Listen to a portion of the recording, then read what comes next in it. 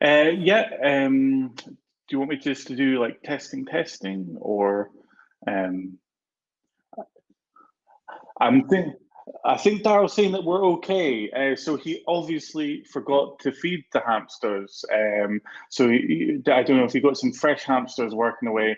I don't know if you missed that introduction. I just said welcome and thank you very much for joining us on this YouTube live lesson. We're based in Inverness, but we're obviously broadcasting all over the world. I'm really glad that you came along this week. It's not just myself, like I say, Daryl's the voice in my head that keeps me right if I say anything wrong or do anything I'm not supposed to. So he takes the blame for that. And I've also got Julie here. Do you want to say hello, Julie? Hi, everyone. How are we all doing? Thanks for coming back. Or if you're joining us for the first time, welcome. Brilliant. And Julie is your voice as the audience, as we're kind of going through today's lesson, as we do every week. If you post comments on the YouTube chat, Julie will come in and kind of give me feedback on the lesson. If I'm going too fast, if I'm not explaining things correctly, I can explain things in a different way. I'm quite happy to kind of respond to what you guys want. And even if you guys just want a shout out, I'm more than happy to give shout outs. I mean, if we spend the rest of the hour doing shout outs, that would be just as much fun for me, but although the coding is fun too.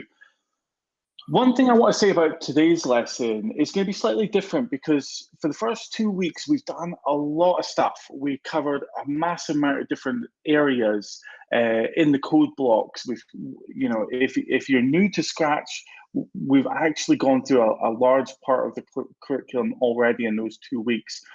So ideally, you want to have another device that you're going to be using to do your programming and your code on. And I'm sure part of the reason that you're probably tuned into this live lesson is probably a good excuse to get on your computer and play with it for an hour educationally. But what I'm going to do is I'm going to ask you to do something slightly old-fashioned, and I'm going to ask you just to put the computers away for a wee while. I need to talk to you guys. And I want you to get a pen, pencil, paper, those old-fashioned tools that used to be so common.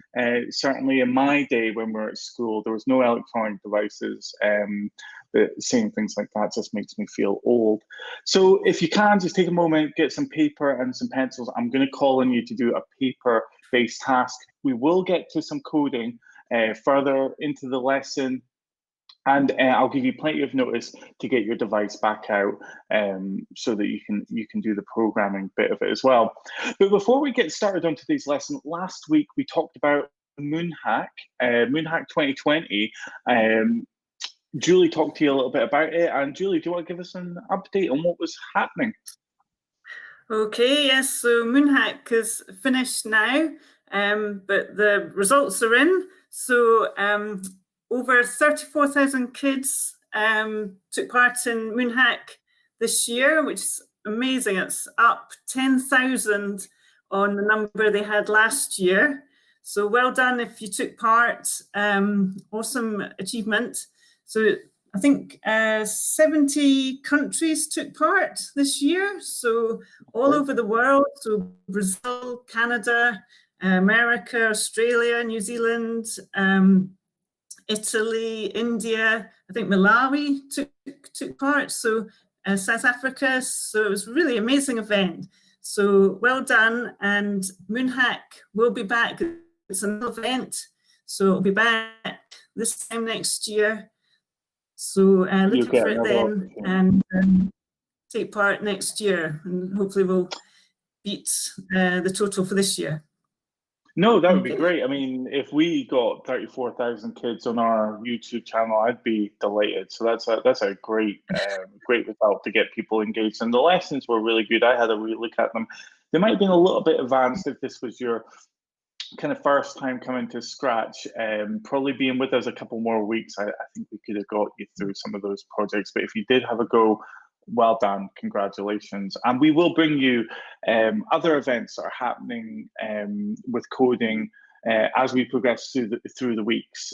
So if we see an event that we think that you guys would be interested in or could participate in, we'll certainly flag it up to you. So thanks for that, Julie. And just to say also that the project, sorry, just to say that the projects stay on the moonhack website all year round. So if you didn't have time to do it last week and you want to look at it, just go on there and you can still access the projects. Great, thank you. So what I want to do is a bit of a recap, even if you've been with us the last couple of weeks. Like I say, we covered a lot of stuff. So in week 1, we talked a lot about events and hooking your code into certain events, you know, like the green flag clicked or space key pressed. So those events being triggers to activate your code. We also, so just to show you, this is the events code block. These are some of the events that we can use. We did the broadcasting messages quite a bit in the week 1. And in the week 1, we also did the ordering of your code. Doing that animation certainly made me, and hopefully it made you guys as well, think about the points at which you broadcasted messages and what happened to trigger that event.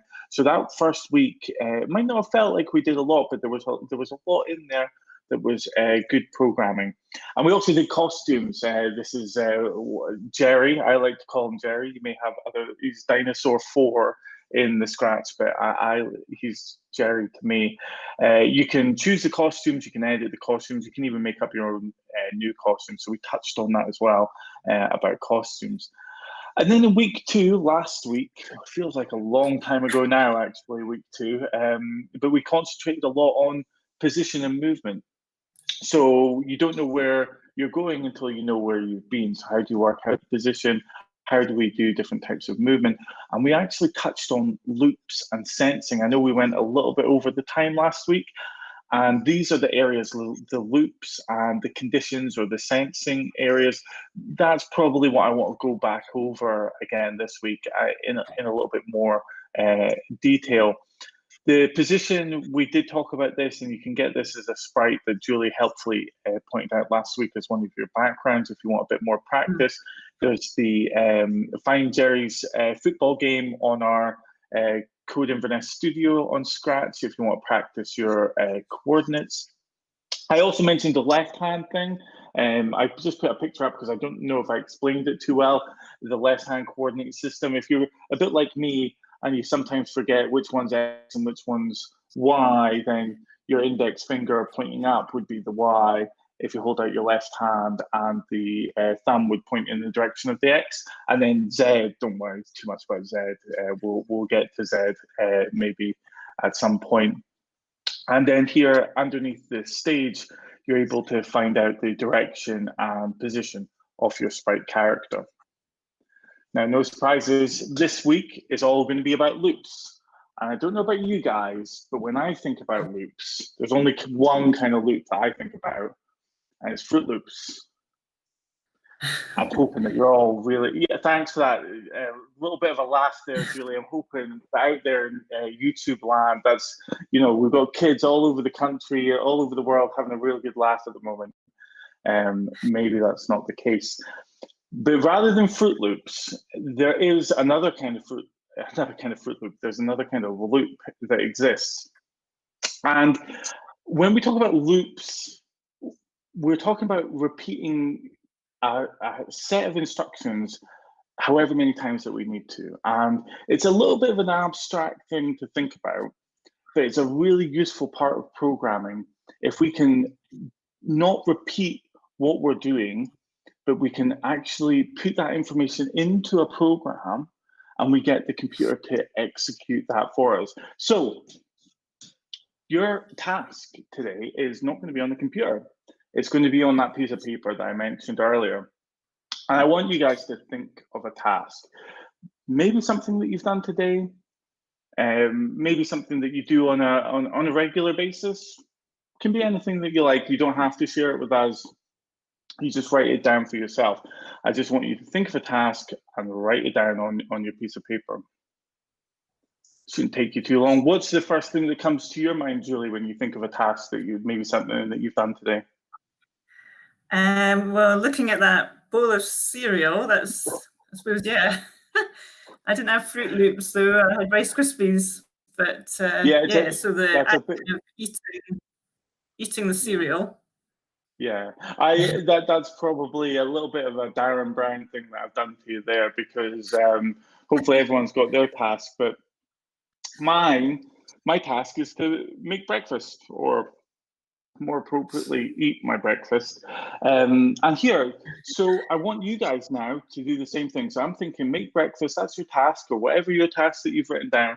Probably you're all thinking something food related. We are after lunchtime, so hopefully you're not eating Fruit Loops at this time of the day. But hey, it's lockdown. There's no judgment from me, certainly. Don't worry about that. So your task on the top, you've got whatever that is. Now I want you to break that down, break that task down into different steps, okay? So think about the steps that you do to make breakfast, or to get dressed in the morning. Think about your routine and break those down into those individual tasks. Now, you can see here from what I've done, I'm gonna use my pointer here, because I just discovered this earlier. And yeah, there you go, my pointer. You see, so the first thing I've got on my list is get bowl. And then I've got get spoon, get milk, and get Fruit Loops. So there's 4 kind of get tasks that I have to find around the house. Now I could even break that down further. I could say go to cupboard A if I was numbering my cupboards, which of course I do, that's totally normal. And then you could say go to drawer to get spoon, go to fridge to get milk, or if you're more traditional, maybe go outside and get your milk. However you get your milk, that would be different for different people. Get Fruit Loops. What if there's no Fruit Loops in stock? Make sure to buy Fruit Loops. Go back to the start. Anyway, I joke. All I'm wanting you to do in this task is to think about all the different steps that make up that high level task. So for me, that also involves making coffee, sitting down at the table, and then I eat and drink until no more Fruit Loops or coffee exist, and I clean up after myself. So hopefully, as I've been speaking, you've also been kind of doing that, just working through it. It might be 3 or 4 steps. It doesn't have to be too many. All I'm wanting to do is get you guys thinking like a computer programmer. Playing about with Scratch is great, and Scratch is a really powerful tool that we can use. But really what's going to be most useful from this course is if you can develop some of these techniques that programmers use. So whether you do Scratch, or whether you go on to do Python, or web design, or any different kind of programming language, these are all the same rules that we're talking about. So once you've got your list of different tasks, that's fine for that one task on that one day. But what if I'm making a Fruit Loops breakfast at a hotel or a stand for people? I'm not just making myself 1 bowl of Fruit Loops. Or you think about that task, you think about how many times you've probably done it in your lifetime already, or how many times you might do it in the future. As a programmer, we don't want to write things down over and over again. And Julie, you do this. This is your day job. I just pretend to be a programmer. You actually get paid to be a programmer. So this is something that will be kind of second nature to you, I would think. You think about things that you do, and you don't want to repeat the same task. You want to use the power of the computer to help you to do that. Yeah. Exactly. Yes. Loops are like fundamental to programming. Without them, if you didn't use loops, you'd have to write out each line over and over again. The program would just become unmanageable. It would just be messy. And yeah, loops. You need loops, basically. And by writing out the instructions like this is great to kind of get that understanding of the logic, or the instructions that you're going to be doing, or your computer is going to be doing. But once you have that stored, why would you want to do it again? And that's the point of a loop. So then for each person in the queue, and in this example, I've just said 10 here. So there's 10 people in the queue that need Fruit Loops. And we'll do that 10 times until it's done. And the computer, if you program it correctly, if you program it well, it will execute that far, far faster than a human being ever could. And that kind of leads a lot of what you might hear adults talking about, things being automated jobs in the future. You maybe see it on the news a lot. We talk about computers taking over some of that automation. It's because they're so good at it. Once you program in that initial set of instructions, you can get them to repeat a task as many times as you want. And then this kind of got me thinking about an invention I would have liked when I was at school, which was, I don't know if they still do lines at school. Not that I got lines, this is just hypothetically, I saw other people doing lines, and I thought what would be useful for them would be you do the task once and the robot would repeat it for you. It takes a lot of that boring work away.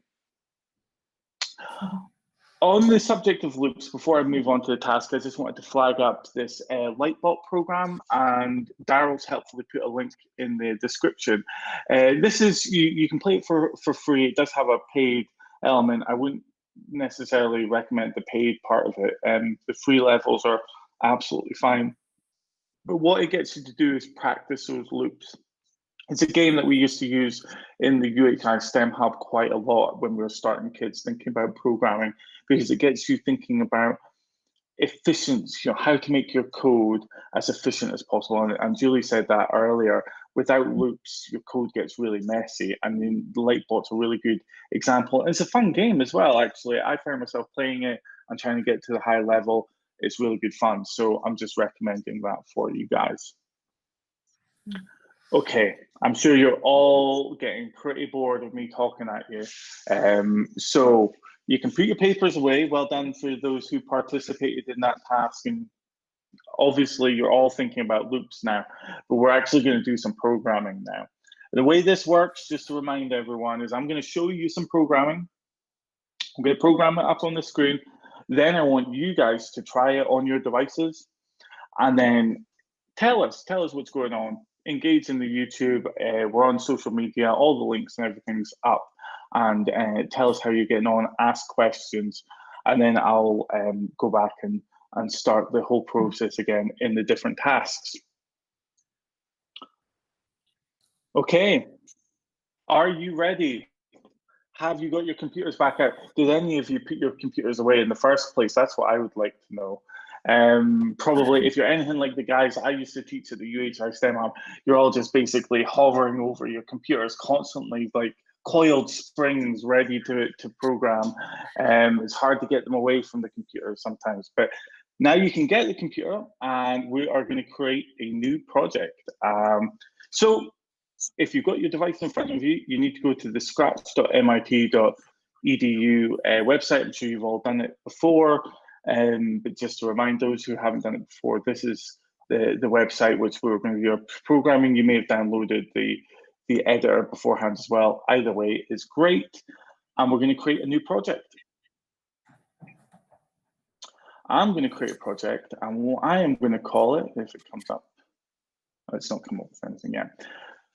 You guys will know that I'm not a massive fan of Scratch Cat. You might have seen my own cat, so I've got nothing against cats last week, but I'm not a big fan of Scratch Cat, so I'm going to get rid of Scratch Cat, and I'm going to add a new sprite, and no prizes for guessing the sprites I'm going to add. I just love these guys. It's Terry the Tyrannosaurus and Jerry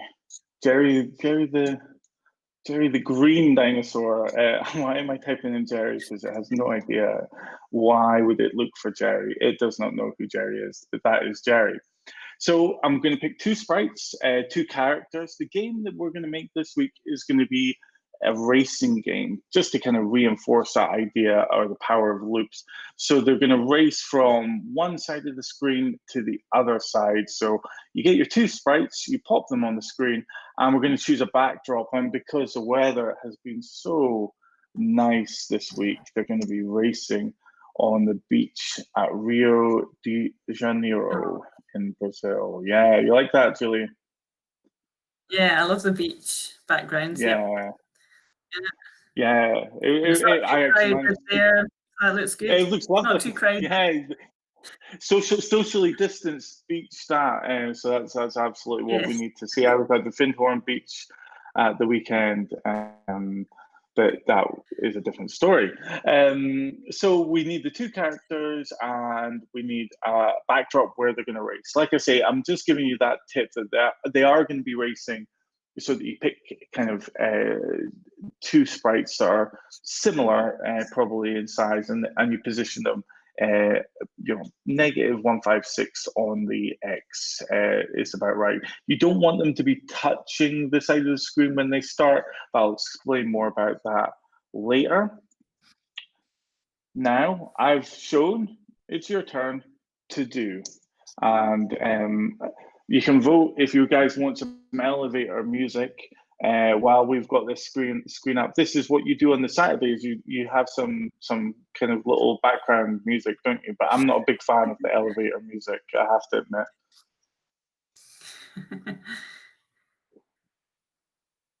So we'll just give you guys, it shouldn't take you too long to do that. Create a new project in Sprite, add a couple of characters, and then add a new backdrop. Should I do a couple of shout outs?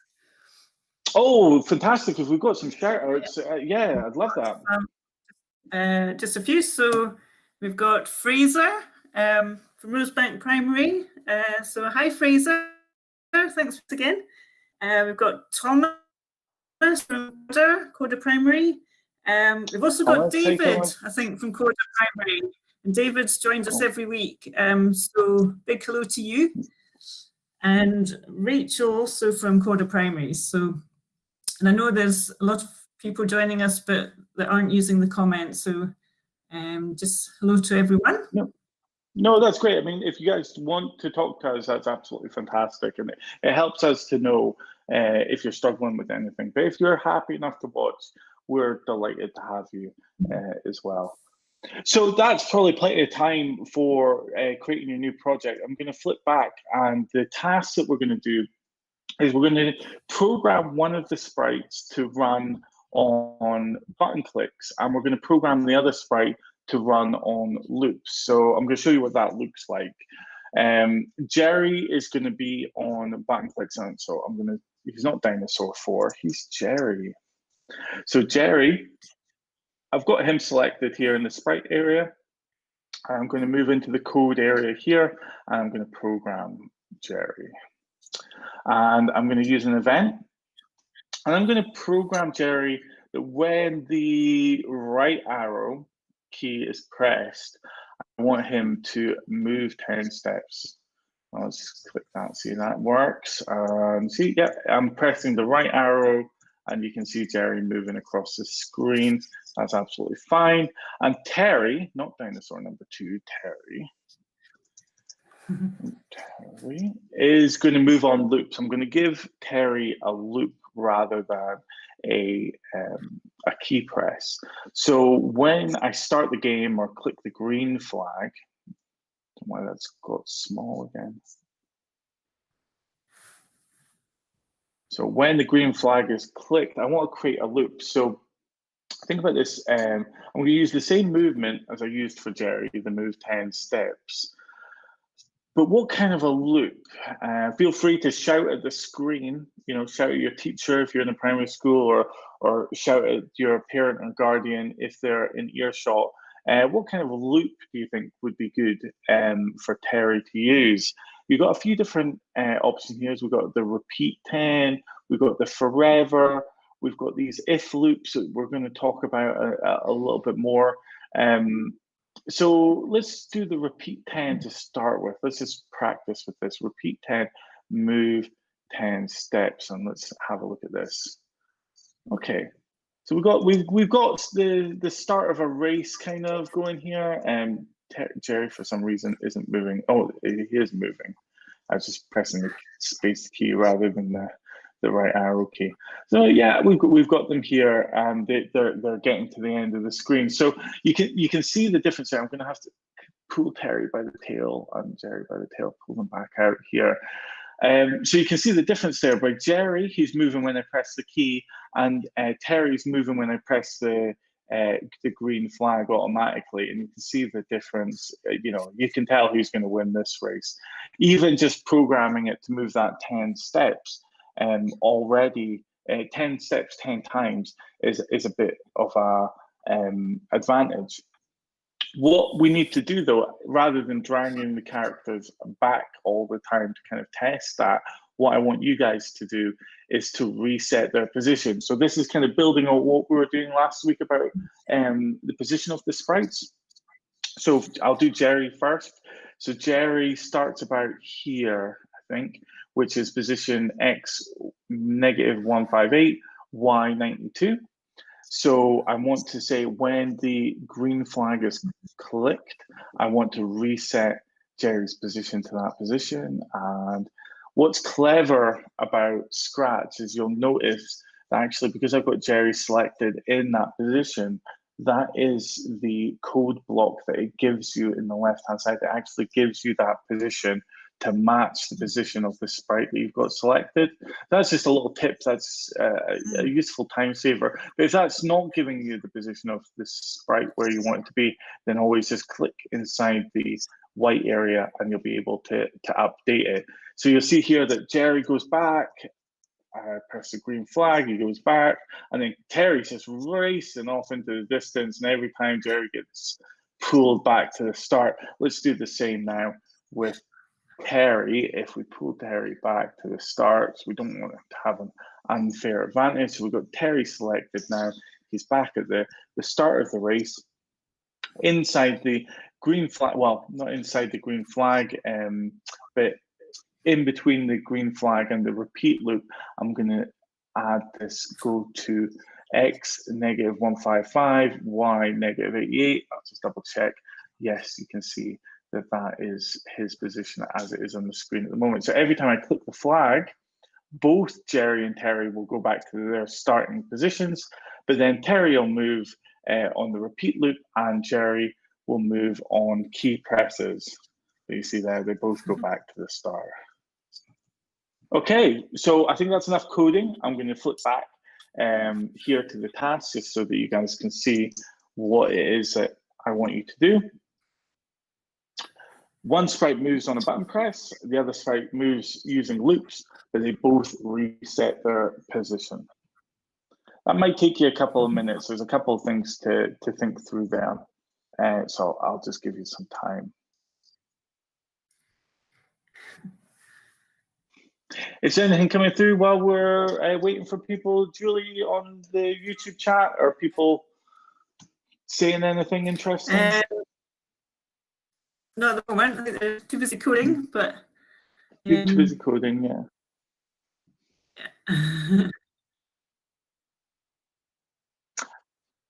The voice in my head is saying that you can reach us on Twitter, Facebook as well if you don't have YouTube, which is absolutely correct. So yeah, feel free to reach out to us on social media, get in touch. We love to hear from you guys, as long as it's positive. If it's nothing too positive, then you know, just don't hit send. If it makes you feel better, write out your comment, but just don't send it to me. I'm feeling very sensitive at the moment during lockdown, so I appreciate your encouraging comments. Would be very useful. I'm just looking outside and the weather's getting lovely again, but I burnt myself at the beach last weekend, so I'm careful of the sun now. I was just thinking. Okay, enough of. Yeah, sorry, Julie. Those dinosaurs. What they had picked from those dinosaurs was racing across the screen, wasn't he? So. Yeah. Well. Maybe he had Fruit Loops for breakfast. Yeah, definitely. Terry eats his Fruit Loops. That's what gives him that lovely pink color. Is all the pink Fruit Loops that he eats. He exclusively eats pink Fruit Loops. So you know that's why he ended up with a strange dinosaur color. Okay, guys. So hopefully you can see my code here. If you haven't managed to finish it off yourself, I'm just going to leave that up there for a second. In terms of that's a very simple loop. We're repeating it 10 times. We're moving 10 steps, but you'll see here. Click the green flag. Terry's not. He's off the blocks. He's much faster than Jerry. Like we say, the Fruit Loop diet does help. High in sugar, high in energy. But he's getting nowhere near the finish line because the finish line is going to be somewhere over here. If it's going to be a race, then Terry's maybe a third of the way there. He has a lot further to go. Excuse me. So what can we do to increase the loop to get Terry to the other side of the screen? Now, the first thing you're probably thinking about, and you'd be right to do so, would be probably to increase the loop. Let's just increase the repeat loop to hundreds. What effect that's going to have? He's going to, yeah, he's off the screen and he's still going. I don't know if you guys noticed that, but you see how Terry's left the screen. The code here was still in yellow for a couple of seconds afterwards, which means that he's still moving. He just can't move any further because the boundary of the screen won't let him. So if you click here, you see this yellow area. It says that the code's actually still running well after Terry's gone past. Another thing you could do, and I see kids, quite honestly, when I teach this for real in a classroom type setting, is that kids spend a lot of time trying to work out exactly how many repeat loops will get to the end. 30 gets almost to the end. Oh, what about 32? That'll probably get them just over past the edge. Oh no, not quite. So 34. So they pre-program in or hard code. There you go. You got the nose just going past the edge with the repeat loops, and there's nothing wrong with that per se, but it doesn't really reflect what we would do as programmers. And this part of this is kind of preparing you to kind of transition on to other languages to understand the loop in a little bit more detail. So we repeat the loop until a condition is met. So that is the most efficient way to do it, because one, you can't always sit down and calculate, you're not always measuring something as precise as distances that's easy to measure. Conditions help your sprites or your program to understand when I meet a certain condition, I should start doing this or stop doing that. And again, that's just how we build to our armory as programmers really useful tools. So there's nothing necessarily wrong with this. If that was your first instinct, then that's absolutely fine. But there's actually a better way to do it. And the better way to do it is to use something called an if loop. And we used this last week, but we went through it pretty quickly. And I don't blame you guys if you weren't able to follow entirely, but we've got a little bit more time this week to talk about them. So this loop here says that if, and you see this kind of darker, I want to say hexagonal, is it hexagonal? Yeah, 6 sides. Hexagon here has kind of an empty condition, then execute this code that we don't have anything in. And so this hexagonal shape is filled by either sensing things or operators. Now, we're not going to talk too much about operators this week. We will talk about operators in future weeks. I'm just going to stick to the sensing tab. And you see here, you've got these different bits that have those triangular or pointy edges to them. They are technically still hexagons, even though they're pretty long in the middle. So we can actually sense, or Terry can sense, if he's touching something. So are you touching something or touching a color? I'm going to take this first one, touching mouse pointer, and it's got a little question mark here that we can click it, and it says there it's false. So he's not touching the mouse pointer because the mouse pointer isn't in the game yet. But we can actually change this. I don't want the mouse pointer. I want the edge. You can actually see that Jerry's there as well. And as you add more sprites, they would become options there too. But I'm going to say touching edge, because the edge is what I'm interested in. See, when his nose touches the edge there, I can say if touching edge. Click that now, and you can see, well, he's actually reset because the first instruction was to go to X, Y coordinates. So if touching edge, that will change to true when he's touching the edge. Makes sense. And let's actually pull this away so I can test it. I'm actually wanting to to kind of show you guys this working. So it says, if touching edge, then say hello. If I click this piece of code, what do you guys think out there? Hands up who thinks he's going to say, Terry's going to say hello when I click this piece of code. Hands up. Okay, hands up if you think he's not going to say hello when I click this code. And I'm trusting the parents and teachers to keep an eye on you, no cheating. I'm going to click the code. He's not going to say hello because he's not touching the edge. So if touching edge, which is false, then execute this. So it's not true, it's false. This is something that we'll talk about in variables. Don't worry too much about that. But we have true or false at this moment in time. If this is true, then do this. It's not true, so it's not going to do it. But I'm going to move Terry just a little bit further so his tail's touching the edge. Now, when I press it, you can see he says hello, because this condition now is true. So just to kind of recap there, we've got these two different types of loop that we can essentially use to do the same thing, but hopefully you're seeing the level of sophistication with this if loop gives you a lot more power, and you can add more conditions to it, and that's really what gives you a lot of power in programming. So you'll see here, I'm going to put this in now, and I'm going to add the move 10 steps. Wait a sec, if touching edge, then we actually, this is slightly wrong. Sorry. We're going to use the if then else statement. So if touching edge, then I'm going to stop him, but else I'm going to move 10 steps.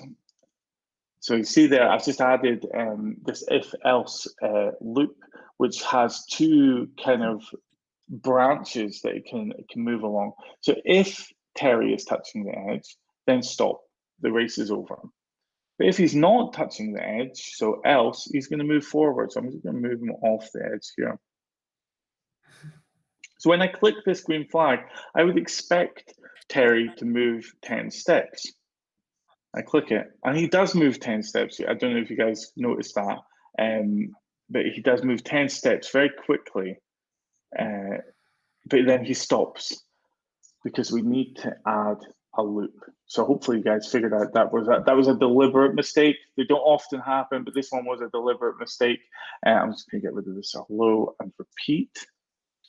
And I'm going to use this forever loop. So the forever loop is a powerful loop that we use when we're going to be sensing for things, or we're testing conditions are true during the game all the time. So all of this code here, the if else statement, is going within this forever loop. So it's going to go round and round and round, constantly checking if we're touching the edge. So let's see if this works, guys. Fingers crossed. It absolutely does. Of course it does. There was never any doubts, was there, Julie? I like that. Yeah, and you can see Jerry kind of, I'm tapping, I'm pressing as fast as I can, but Jerry cannot keep up with Terry. But that shows you he needs to get out for his mandatory exercise a little bit more, does our Jerry. Yeah, but this again, it reinforces the idea that the loop is the power within the program. We program this logic once, and then it just executes until that condition is true. While with Jerry, if we were to manually move him across the screen, I'm pressing, and I could cheat a little bit. I could maybe make moves a little bit higher, or I could add a little bits in to make Jerry a little bit faster. But hopefully you guys can see how useful that loop is. I've been talking to you for a while, so I'm going to give my voice a little bit of a break, and I'm going to give you guys a little bit of a break from me. I'm going to go back to this screen here. I'm going to put up your task, and I'm going to ask you guys to do that. Just do that for one of your characters, not both of them just now. So one character will still move on key press, and the other character should move based on that loop. So hopefully you're paying attention.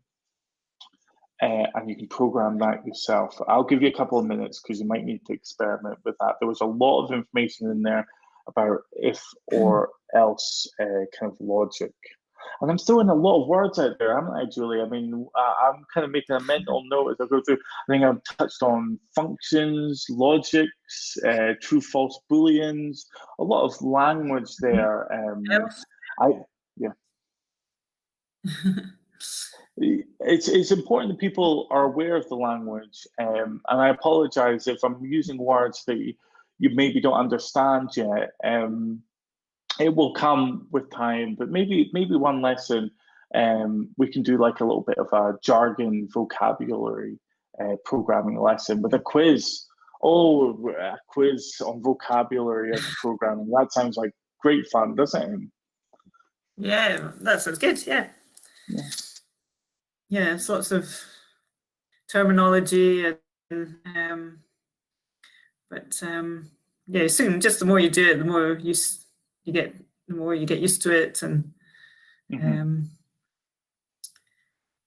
but yeah, loops are really cool. I love loops. And just there's just, I mean, I don't mean this against you personally, Julie, but one thing I know about programmers generally is that they're lazy. They're pretty lazy guys, and the thing about a loop is that guys and girls, don't discriminate. They're both as lazy as each other, and if you can create code that stops you from doing things more than once, then why wouldn't you do it? You know? Absolutely. I think that's probably long enough. I hope you guys have managed that okay. If you want me to kind of explain that a little bit more, please do say so in the comments. I'm just going to flash up my code again there so you can see it. So let's just run through it top to bottom for Terry. So when the green flag is clicked, he goes to his position on the screen, X, Y coordinates, and then he enters this loop forever. And inside that forever loop, he's checking constantly, am I touching the edge? If I am, then I should stop. If I'm not touching the edge, I should move. And he moves to the end. Let's just see that working again. Thank you, Daryl. He's just keeping me right. So that's all good. I quite like that. What I want to do is I want to make this look a little bit more interesting, maybe even turn it into a little bit of a game. But I want to make them move, the characters. And probably Terry and Jerry are two of the not so great sprites for making them look like they're moving. Scratch Cat's very good. You may notice your sprites costumes lend themselves a little bit better to doing this. But if I look at Terry's costumes, he's got A, B, C, and D. And if I go A, B, what does that look like? It kind of looks like he's stomping the ground. It doesn't really look like he's walking.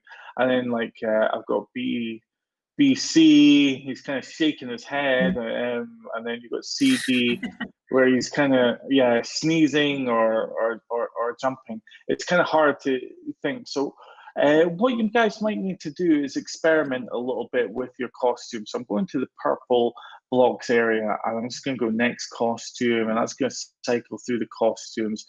You may find if you've got like two costumes, they're probably set up for walking. You know, one is kind of standing, the other is moving, standing, moving, and then you can go next costume, put that inside the loop. Again, you notice the theme here. We'll put that inside a forever loop actually. We'll go next costume. And you'll see your character kind of cycle through the costume. What you'll need to do is you'll need to add in a wait. 1 second is probably too long for costume changes. You want it to be slow enough so that the person can see the costume changes, but quick enough so that it looks like there's actually animation happening there. You see, this little bit of code here might work quite well for your character, depending on the costumes, but it doesn't work very well for Terry. So I'm actually going to have a look at his costumes. I'm actually going to pick some specific costumes for Terry. So I'm going to pick 2 costumes out. Let's see, I'm going to start them off. I think I found earlier, if you go A and C, no, that doesn't work. A and B, B, C. I did have a combination that I thought, oh, that kind of looks a little bit like, you're going to have to bear with me here. I think that kind of looks like running. Yeah. We'll try it and put it in here.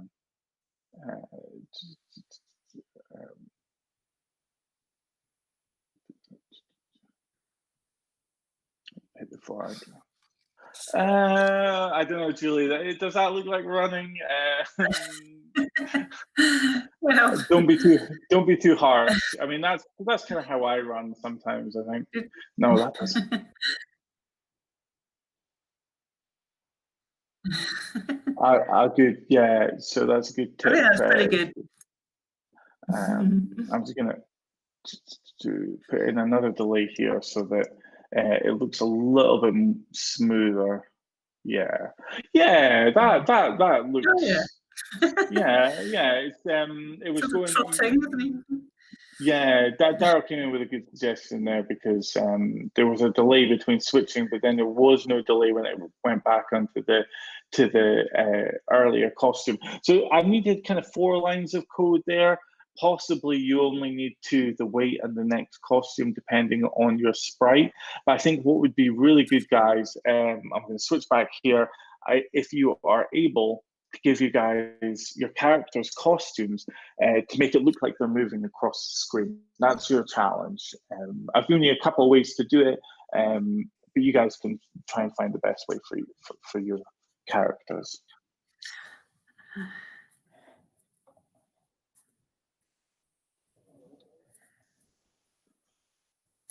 How are we looking? Are they still a little pretty quiet on the comment section? They're just busy beavers working away on their code. Are they, Julie? Yeah, they are, I think. So that's fine. No, that's absolutely great. Yeah, I like doing the getting the sprites to move. I quite like choosing some of the characters, and you can get them to look like they're dancing, and you can put some music in the background. Oh yeah, I mean, I'll show you. Jerry's got some great costumes. He's good for things like that. If we look at his next costume here, he got he kind of looks like he's dancing, and then if you've got this one, he kind of looks like he opens his mouth, he kind of speaks a little bit, and then he doesn't, which is also great. I'm actually going to put this in. I'll do Jerry as well while you guys are doing your ones.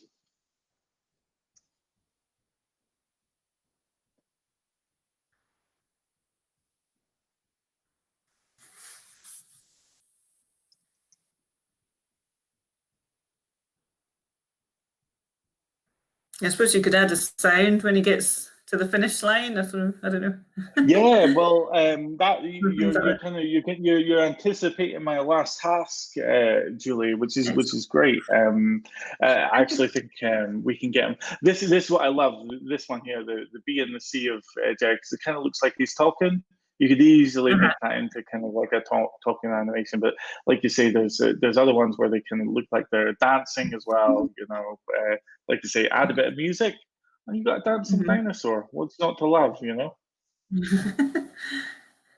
Yeah, so we've got the race between man and machine, or dinosaur and machine, where we've got. I mean, you see, I've actually slowed Terry down quite a lot with his animation, so I'm actually able to beat Terry now just by pressing the right arrow. But I could actually that would be easy enough to fix. Actually, I could put this out here.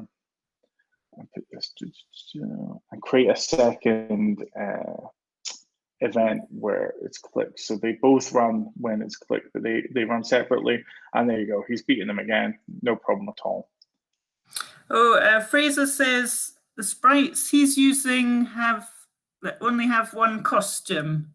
Oh no! Well, if you found that, what you can do, there's a couple of solutions to that, Fraser. If you go into your costumes tab in the screen, you've only got one costume. I'm actually let's go with Jerry. I'll delete Jerry's costumes.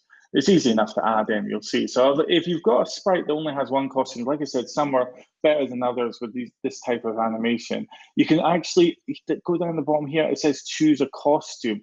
You can actually choose a costume from a different character, which, you know, in my case is fine because there are other Jerry animations.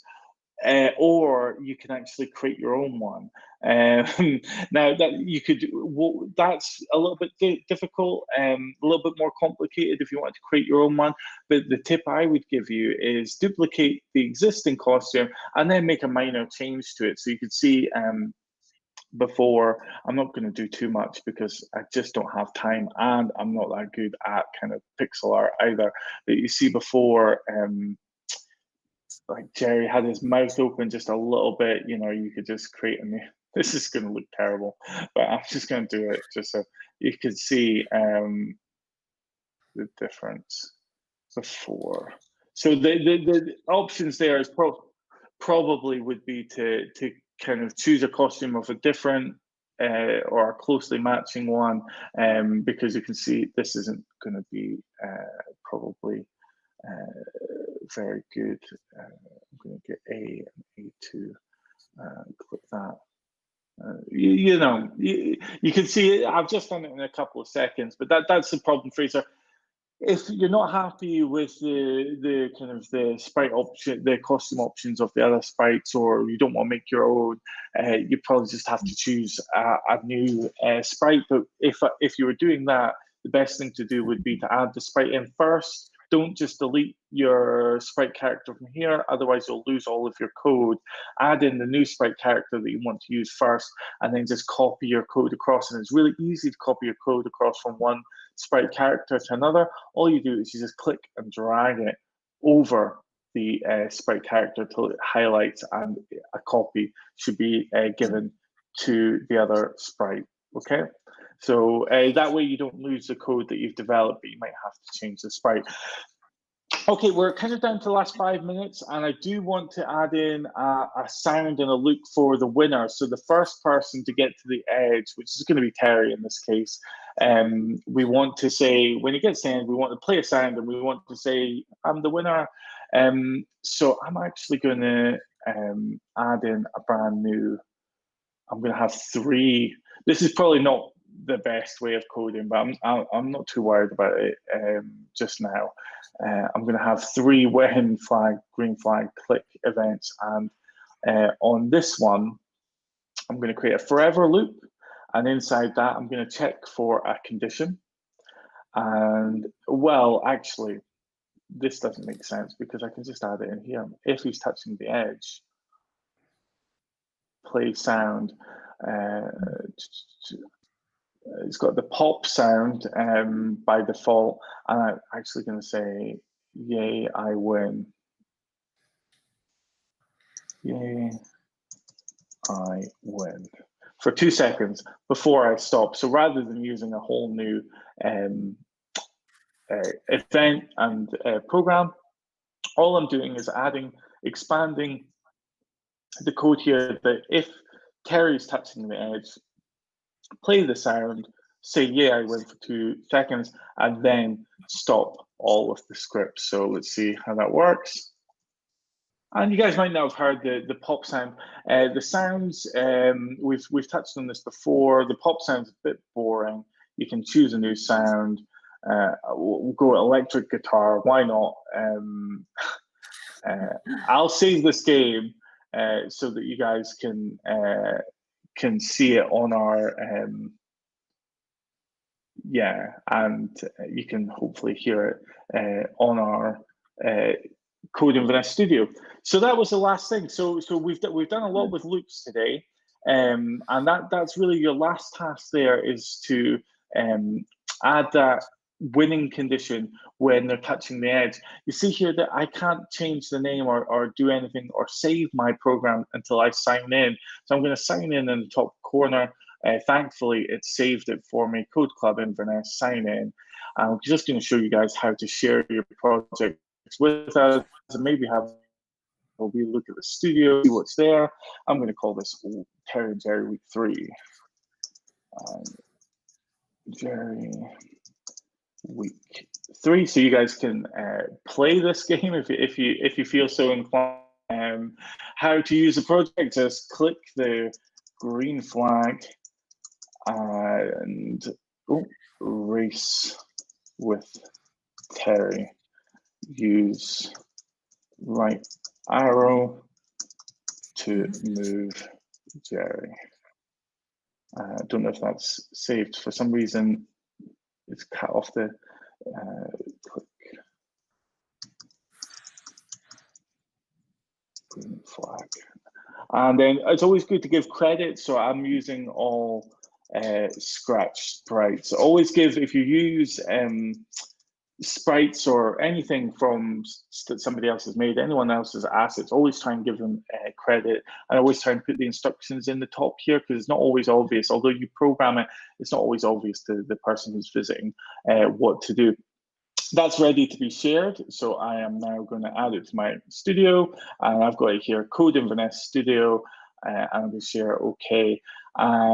CodeInverness Code Club Inverness Studio is the one to share with. I just want to see if I can find the gallery for you guys to show you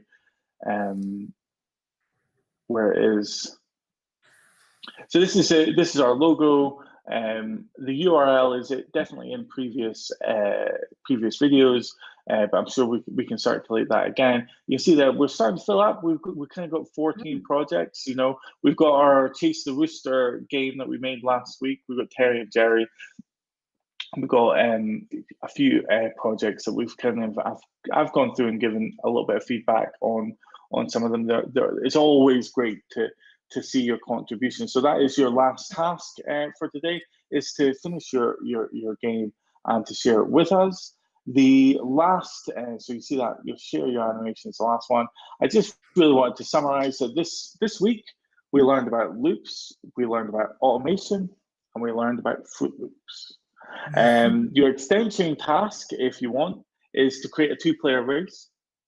Get the first character to say across the screen to say I win, and then to share your animation with the studio. That kind of brings us to the end of this week's lesson. We're going to be back next Wednesday at 2 p.m. Have you got anything in the comments or anything that you'd like to add, Julie, from this week? No, that's it. No, I just said thanks for telling them about the costume. Okay. And yeah, tell your friends if you're enjoying the if you enjoy the lessons, please, you know, get the word out, share it on the social media. But yeah, if you're not enjoying the lessons, don't email me. I don't know. But yeah. Yeah, and all these lessons are saved on the YouTube channel. So if your friends can't join during the day, they can always catch up, look at them, you know, later on. So. And please give us your feedback. On Saturday. The advanced group is on Saturday. So. Yeah, thanks, Julie. Sorry to kind of cut across you there. Yeah, the advanced class is on the Saturday, and please get in touch if you've got any tips for lessons in the future. If not, I think that's us 1 hour on the dot. I will say farewell, and thank you for joining us again. Yeah, thanks everyone. See you next week.